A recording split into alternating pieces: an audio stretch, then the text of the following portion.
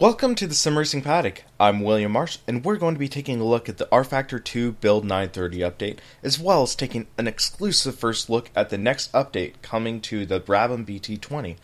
I would like to thank Tim Wheatley for giving me an early release of the 1.58 version of the BT20 and allowing me to share my impressions with you guys. First up, let's take a look at the new user interface that the latest rFactor 2 release brought. If you would like to skip right to the preview of the BT20, you can click the annotation in the bottom corner. The UI for rFactor 2 was admittedly one of the weakest elements of the sim. It felt somewhat cobbled together and actually had some coding elements that dated back to their sims from the 1990s. This latest update is a step forward to bringing the UI to the 21st century, and it is a significant improvement. For the car and track selections, they got rid of the spinner selection option. For me, the spinner seemed very clunky and it could take forever to load.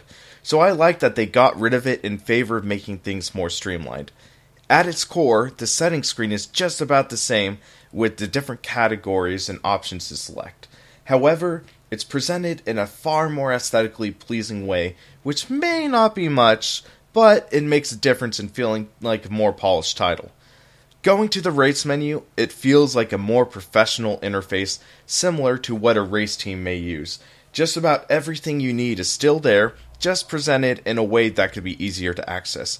That's a major plus for the title, which felt very inaccessible at times. The new UI is by no means perfect though. In my opinion, there's still optimization to be done. It still takes a while to get to the tuning menu for a car. However, ISI is definitely going in the right direction, and I am looking forward to seeing what they are going to be bringing in the future.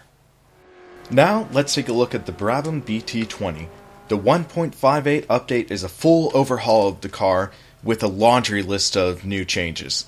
Some of the most notable updates are the migration to the Ultra chassis model, which features chassis flex, the all-new steering system as seen in the Skip Barber Formula 2000, and a completely redone suspension and tires. And also for a little added touch of authenticity, ISI has also redone the driver, giving us authentic faces of Danny Holm and Jack Brabham. I spent quite a few hours with the old Brabham BT20, and I will say this update makes it a lot more fun to drive. However, I will not use the word easier because it is still a beast in its own right. You need to be very careful not to overdrive the car or put too much strain on the bias ply tires, or you're quickly ending up backwards. One of the things you need to realize when driving these cars is that there's almost no downforce and they heavily rely on mechanical grip.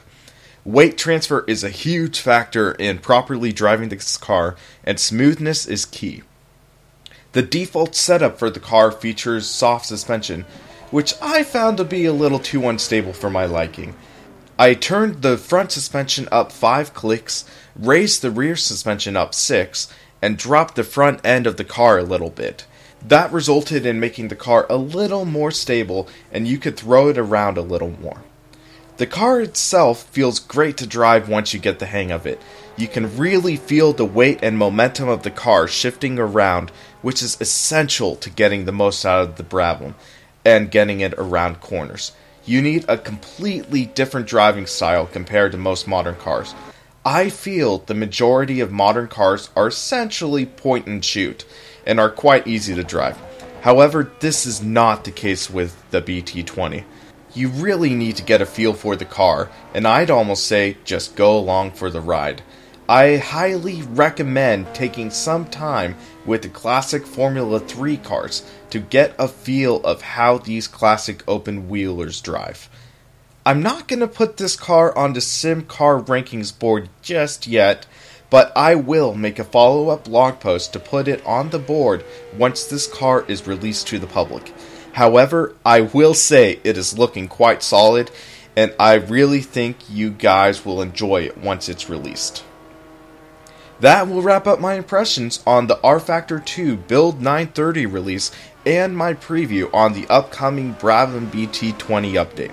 If you liked this video, please press the like button below and subscribe to our channel.